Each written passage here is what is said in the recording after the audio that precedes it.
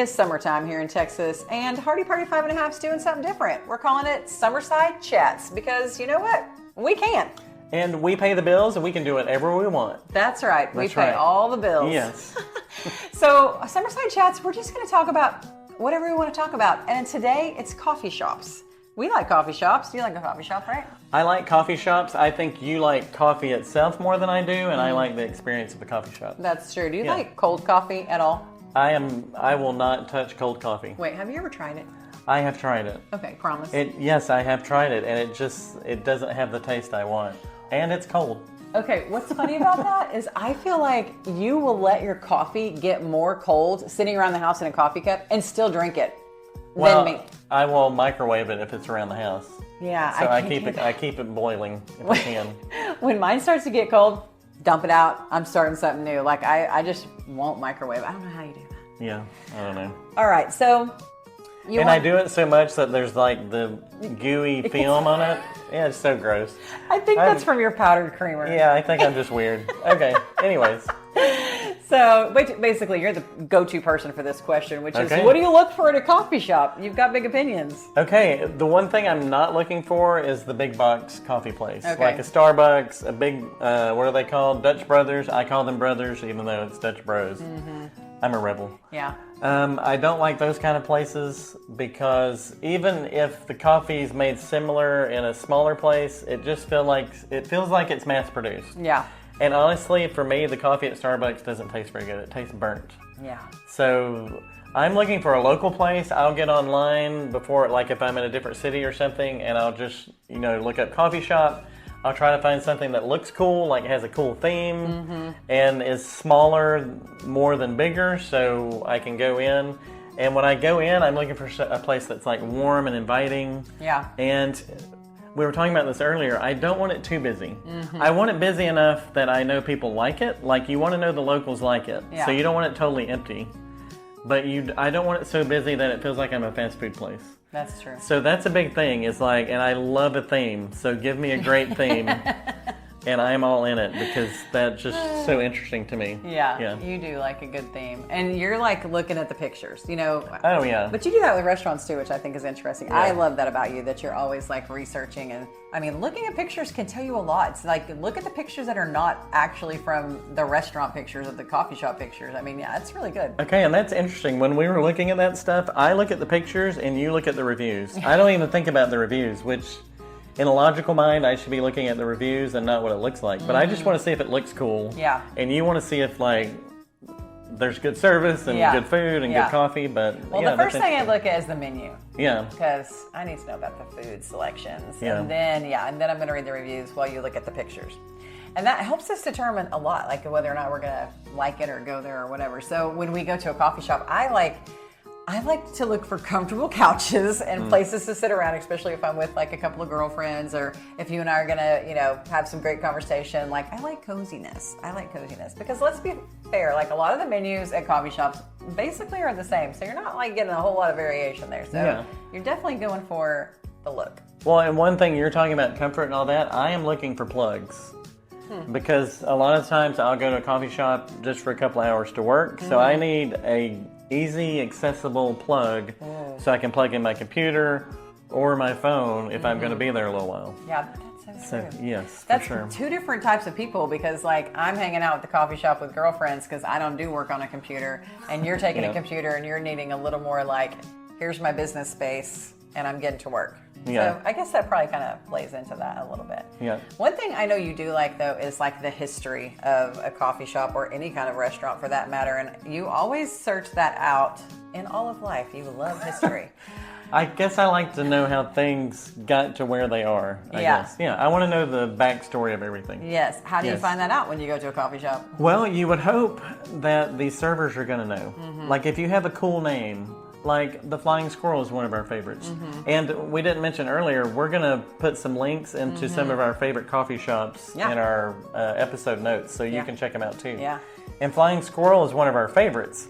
So, and we did an interview with them, and it's like the first thing I wanted to know is, okay, why did you call this Flying Squirrel? Right. And they were on top of it, knew the answer. And you hope that all your employees are going to know it. And it was interesting. It wasn't a coffee shop, but there was a restaurant in Oklahoma that had a cool name, like a very odd name. So, of course, Scott wants to know, okay, what's behind this name? Right. So I asked the server, and they're like, I really don't know. I have no idea. I could ask the manager. Yeah. So the rest of our lunch was we couldn't find the manager to ask. And then I found, and I wasn't giving up, because even when we were done eating, we couldn't find the manager, and then we were heading out. I went up to the hostess, and I'm like, hey, I'm just curious, what's behind the name? And they're like, oh, I don't really know. So to me, it's like, if you're going to have an interesting name, everybody in your organization, all the servers, everybody that works there should know that story. Yeah. Because it's a way of connecting with your customers. Yeah. And it's the way you can start community and go, oh, here's the story behind that. Yeah. Yeah, I think part of that's just training and management. And you Yeah. can tell a lot about a restaurant or a coffee shop when you get a server. We went to a place down in Spring. It was so good. The food was so good. We're going to post a reel about that because it was amazing. Oh, yeah. What was it? You can say the name of it. I can't remember. Winchie Brothers. Okay, anyhow, it was so cool. We got this server. He was phenomenal. We're like, what do you recommend? He's got all the recommendations. He's very polite. He's on top of everything. He tells us that this place behind us has a lot of history. He starts to tell us, and then he said, which we didn't take him up on this, but he said, I can take you on a tour after dinner, after your lunch if you want. Yeah. I saw when we went upstairs, there were other people up there with their servers showing them around. They knew their business. You know what the last question I asked him was? How long have you been working here? Because it seemed like he'd been there for years. Yes. Yeah. 3 days. He'd been there 3 days. 3 days. He was so well trained and knew everything about the history of the place. That just speaks a lot. So now when he recommends something to me, I'm going to be like, you know your stuff. Like, you know this menu, you know. Take my money. Take my money. Yeah. And bring me whatever it is you say is the special of the day. I will eat it. Well, and that's a big deal, though. If you can make a connection between the server and the customer, then honestly, your food or your coffee doesn't have to be that good. Like, you've already got me, like, I'm just interested and want to be here. Yeah. And then that makes me think the food or the coffee is better. Yeah. Even if it's not. Even if it's not. Yeah. Okay, so speaking of, what's your go-to coffee order? Okay, I get a lot of flack for this from other people that we know that are coffee people. I usually go for, and I've gone less and less for this, but my go-to is white chocolate mocha. I know. With oat milk, half the syrup, and no whip. I don't want any whip in there. Because as I've gotten older, I used to like it much, much sweeter. But now that I've gotten older, I like it less sweet. I want more coffee and less frou-frou. Which is interesting since you use that powdered creamer in the cabinet. Yeah. And it congeals around the outside. Yeah, I know. Okay. I think isn't it jet fuel or something? I don't know. Yeah. It's not good. Carcinogen or something like that. Okay, so when I go into a coffee shop, I usually ask, and I never take them up on this, but I always ask, what are your sugar-free syrups? I want to know what the sugar-free options are. And mostly it's vanilla and caramel, sometimes hazelnut, other ones. I always pick vanilla. I'm always going to ask, and I'm probably always going to pick vanilla. Vanilla, sugar-free latte, half the sweet with almond milk. Half the sweet. I'm with you. I used to say I liked my coffee blonde and sweet like me. Well, as I've gotten older, I've gotten less sweet. I'm less sweet, and so is my coffee. Yeah. You don't have to agree with that. Oh, sorry. Yeah. No, you're as sweet as ever. Okay. But on that note, I have been leaning. We went to, it was in Vail, Colorado, in a couple of months ago, and we went to Two Arrows. Wasn't that the name of it? Yeah. And it's in the Vail ski area, and I had lavender and honey, and that was super good. So I've been trying to get that wherever I go now too, because I really enjoyed that. They don't have it a lot of places. There's not a lot of lavender in the world. I'm so surprised that you like that, because I would think that you would say that tastes like potpourri. I'm kind of the most interesting man in the world. I have many layers. I'm like an onion. There's so many layers to me. That's so true. Yeah.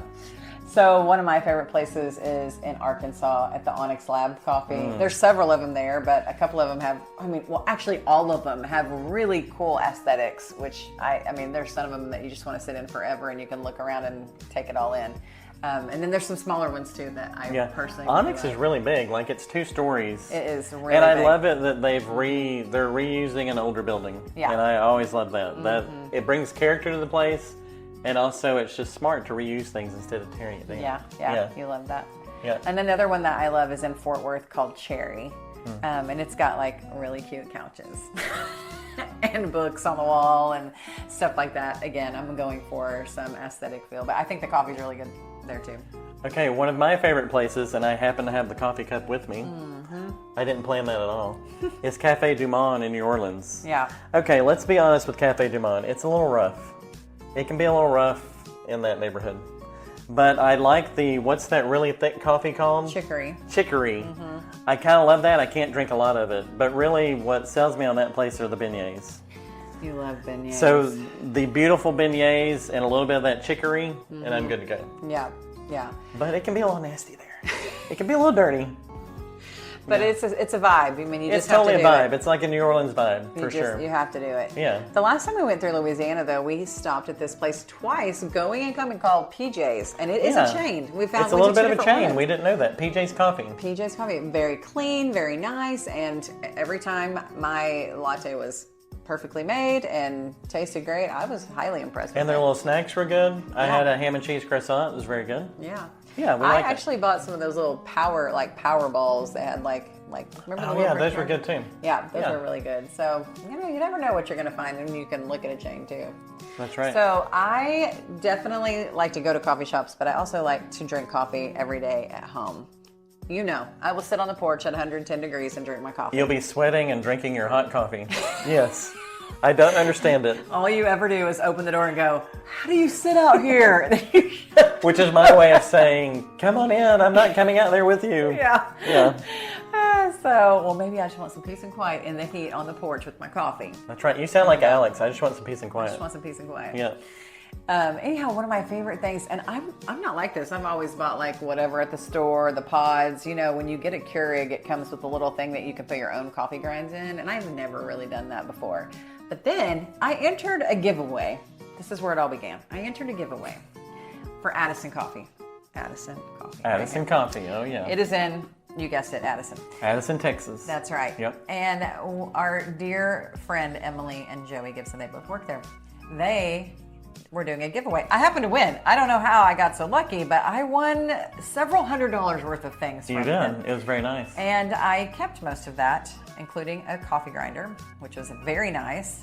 And then I also won a bag of coffee, a big bag of coffee. I fell in love with it. It's the best coffee I've ever made at home, and now I can't stop having it. Okay, Rebecca, what makes it the best you've ever had? We've talked about coffee houses, so let's get more specific with coffee. And you're much more of a coffee person than I am. I just like hanging out and looking cool. Yeah. But what are you looking for in coffee itself? Here's the deal. It's kind of like wine. I don't know if you've ever read on like the bag of coffee where it's like has tones and hints of bubblegum and cedar trees. What? Okay, I can never taste those things in there. So I'm not 100% sure about that. But I do know that there are, and I've looked because I've gone to buy bags of coffee, and on the back of it, it's like beans from, and it'll list like 4 different countries. You don't want that. You want it to be like a singular location. So what I get from Addison is Costa Rica, Vienna, and it is the one that I have fallen in love with. It's very smooth. There's nothing bitter about it. Now, I don't know if that's because all the beans are from the same place. I don't know if Joey Gibson does an amazing job roasting these beans himself. I don't know if they put, like $1 million when they grind it. It's just great. It is so incredibly smooth. I could be this close to drinking it black. Like it's that smooth. Really? I can never drink coffee black. That's one thing I can't go. I can't go there with you. Yeah, well, I think everybody should give Addison Coffee a try. And you can order online. I just have it shipped to the house. You don't have to go to Addison. Nobody wants to drive over there. You can just have it shipped right to you, and it is worth it. It's like the best thing ever.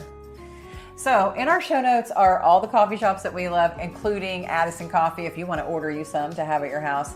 And we hope you enjoyed Hardy Party 5.5 Summerside Chats. We'll see you next time.